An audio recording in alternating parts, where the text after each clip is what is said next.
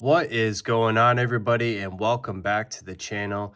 In today's video we have a bunch of content to go over, so if you like this kind of thing and you're new here, please consider giving a subscribe, leaving a comment, liking the video. Always important to hear everybody's feedback and what they got to say. Going forward into 2024, we have decided to change our brand name to Up North Comics. You can find us on Instagram at upnorth.comics.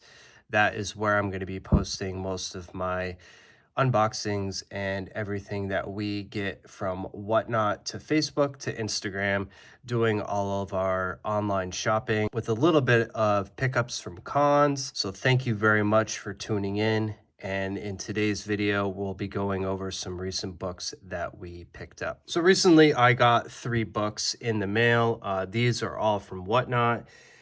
They are basically from the same seller, and that seller would be Robot Monster Island. I've purchased from him numerous times. I think I've actually done a video on books that I've purchased from him. Up first, this is from the Robot Monster Island Whatnot. This is Amazing Spider-Man number 199. This is a Bronze Age book here. There's no key significance in this book, but I just really like the cover. I'm a really big Mysterio fan. He is actually one of my favorite villains that Spider-Man does fight against in the Amazing Spider-Man world. This one just has a really, really cool cover. It does say on the bottom here, Mysterio is another name for madness. And this is also a newsstand copy, so this was a nice book to pick up. The second book that I'm showing right now is Marvel Superhero Secret Wars. This is number 1. This one I found recently. I had gotten some books in a giveaway, and I didn't even realize that I had received this book. As you can tell, it is a newsstand, and it does appear like a little bit of the front cover is chewed off there, probably by a mouse or a bug or something like that. But it is pretty nice to even have this book. It's not in the greatest condition, but it's still cool to have a Marvel Superhero Secret Wars 1 to add to the collection. And last up here, this book is Marvel Tales starring Spider-Man. This one is actually a reprint of ASM number 122, which I wouldn't bother picking up this book. To begin with, I'm not really a big reprint guy, but there is a very important reason why I did pick this book up. First being that it's a newsstand copy here, and the second reason we will show you right now. There is a pretty big reason why I picked this book up, not only because it's a John Romita cover, which is really nice John Romita art right here, but if you flip through the pages and you get to the middle of the book, you will notice that is a Mark Jewelers variant. So Mark Jewelers, and the reason why comic collectors love Mark Jewelers so much is because of their rarity. These books came out on military bases or in or around military bases. They wanted to be issued to military men so that they could buy their wives or soon-to-be wives' wedding rings on base. And just some nice jewelry for the holidays here. You could see like the heartthrob right there for $100. Probably go for $2,000 in today's money, right? So collectors really like these books just because you can only pick these up in or around military bases. And if the book was purchased on a military base, you would see on the back of the book here, it would have a nice little stamp, or star stamp, they like to call it.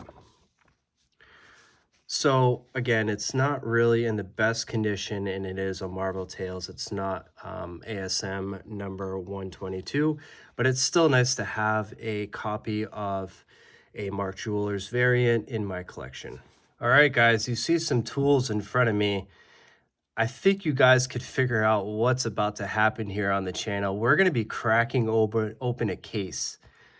This is the first time I ever do this. I am not a professional, so this is not a tutorial on how to do this at all. This will be my first time. I'm really nervous to do it. I hate putting tools next to any of my collectibles. I even hate opening up. I don't even want to open up that Green Goblin card behind me. So we're going to grab the book here and we're going to show you guys which book we'll be opening. So I recently picked up this ASM number 46. This one, if I take it out of the bag here, was graded by PGX. Now I did a little bit of research on PGX because I'm not really familiar the varieties between PGX and CGC and CBCS.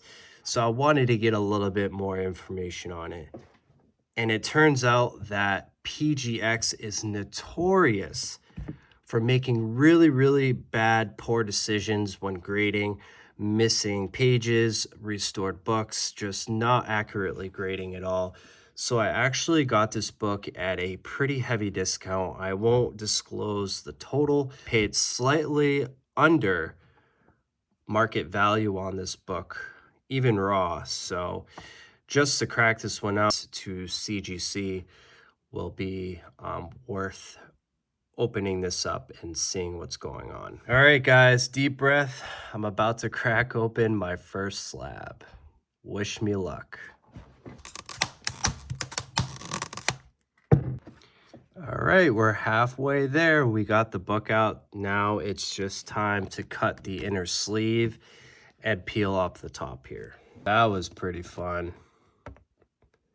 Newbie move right there.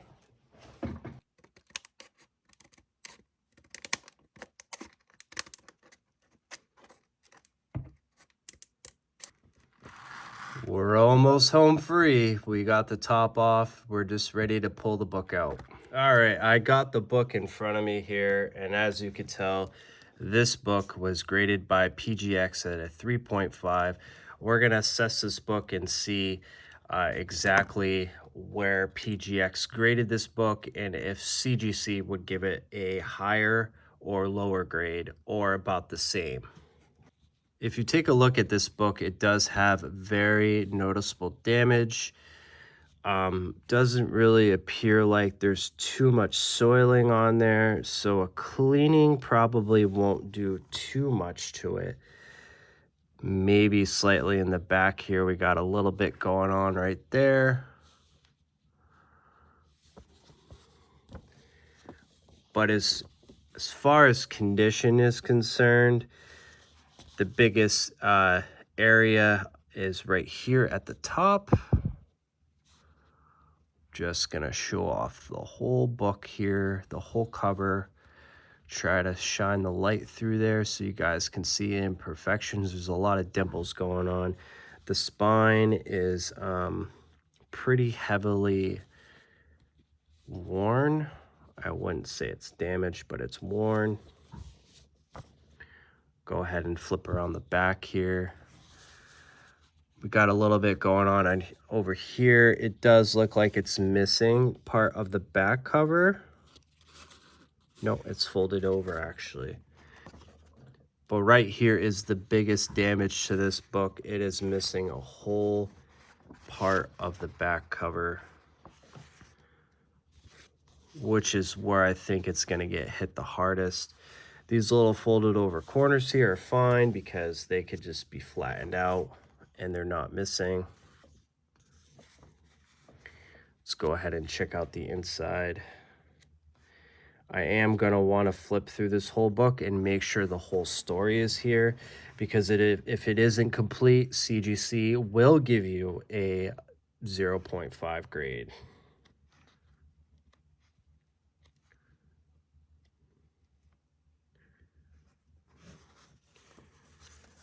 Let's check out the centerfold while we're here.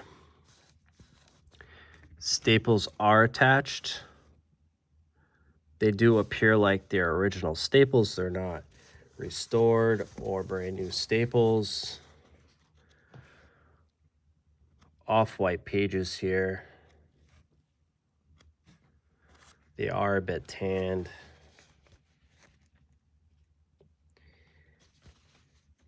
And the cover is detached at the bottom.